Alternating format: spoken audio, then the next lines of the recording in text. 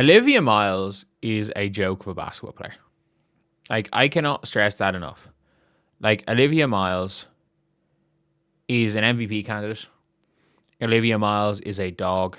Olivia Miles is fearless. Olivia Miles is one of the two best point guards in the world, and I'm not putting Paige Bueckers in the point guard conversation. Um, the two best point guards in the world by a significant amount are Olivia Miles and Caitlin Clark. Like, there's no ifs, ands, or buts about that. It's the two of them. I'm still gonna go and put like I'm still gonna put Caitlin above Olivia Miles, but look, I don't think you're crazy if you think Olivia Miles is better than Caitlin Clark, especially with the way she's playing. I just feel like the way Caitlin's guarded creates enough gravity, that like it is what it is. Like, that's a big factor. But Olivia Miles, like, holy crap. If nothing else, I'm gonna make sure as hell people know how good Olivia Miles is this year by the end of this year. But even in this game, look, she didn't have her overall floor game wasn't what it usually is. I have to admit that. Like, Olivia Miles is a good point guard, someone who can set up stuff. Her overall floor game was not as good as normal. But her ability, her scoring, especially in that fourth quarter, like, this is one of these things where you're like, she is cold blooded. She is cold blooded. Like, she's being guarded from deep, shooting pull up threes. Like, they're down 13. Like, this is team dug themselves a hole. And look, if it wasn't for some very questionable calls down the stretch, she wins them the game. Again, first half here, that is a huge shot there to make it a 6-point game going to halftime. Second half, they're down 6. Olivia Miles gets the ball, trailing the play. Oh, I'm just going to burn Alyssa Smith. It doesn't really matter.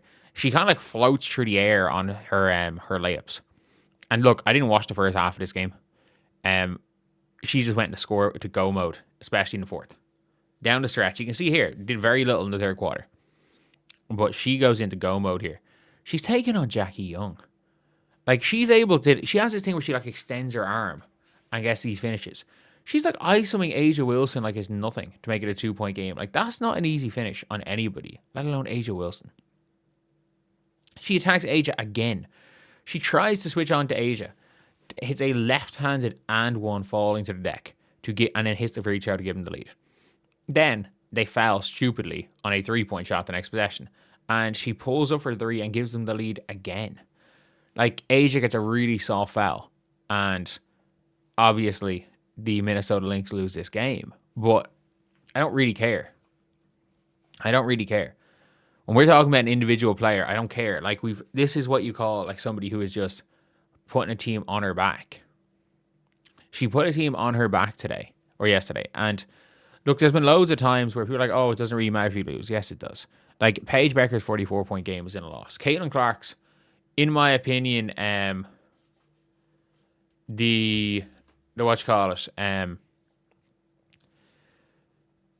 like, her, I feel like some of her best games as a pro have come in losses. Like, I felt like the 24-19 assist game is something that no one's ever going to do again. I think maybe someone breaks it with the 19 assists, but no one's going to do that with 24 points. That was in a loss. I feel like the Washington Mystics game twice, one in her rookie year and one this year, where she literally just goes, I am willing this team back into the game. I don't care how bad we're down. I am willing this team back in. Chicago was very much a Caitlin just being like, I am not letting us lose. And that was a huge. But yeah, it was a, like, I know, sorry, they won the Chicago game. Like, some of team players' best games come in losses. This for me was one of these games with Olivia Miles where I'm like, we're on an 8-game win streak. This is first versus second. You are facing off against the defending champions and the best player in the world, and you look like the best player on the floor. There's a lot to be said for that, because I don't believe there's ever been a game where Caitlin Clark and Asia Wilson have been on the same floor and Caitlin's looked the best player on the floor. Ironically, I don't think there's been a single game where Caitlin's played Asia Wilson where Asia Wilson has looked like the best player on the floor. I have to also make that a point, that there's been no game where Caitlin Clark and Asia Wilson have played against each other where either of them have looked like the best player on the floor.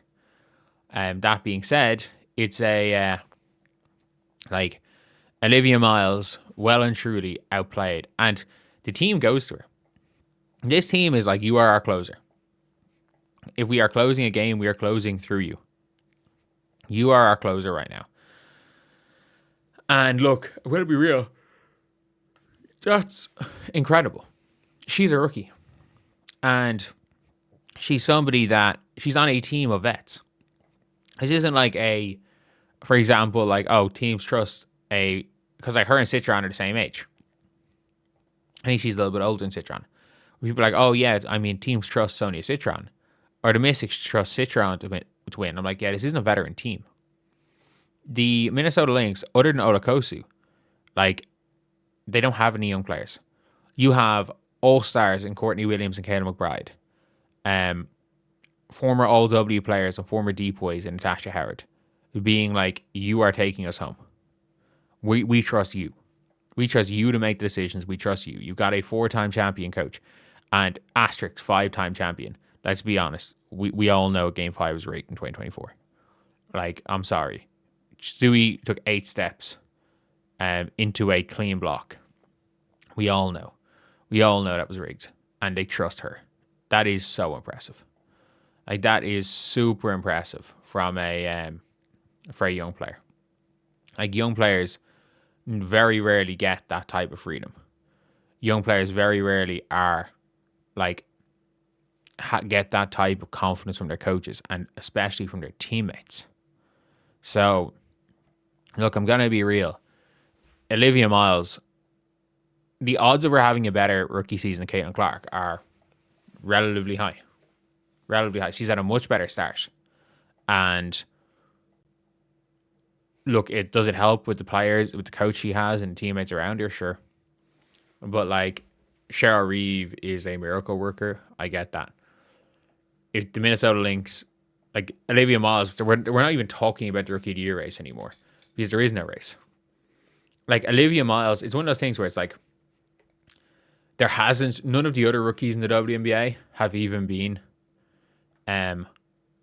Sonia Citron last year good, or Kiki Riafen good from last year, or Angel good year from the year before, while the leader is head and shoulders better than both Paige and Caitlin, especially to start the rookie year. And the fact that it's the worst we're going to see Olivia Miles is legitimately scary.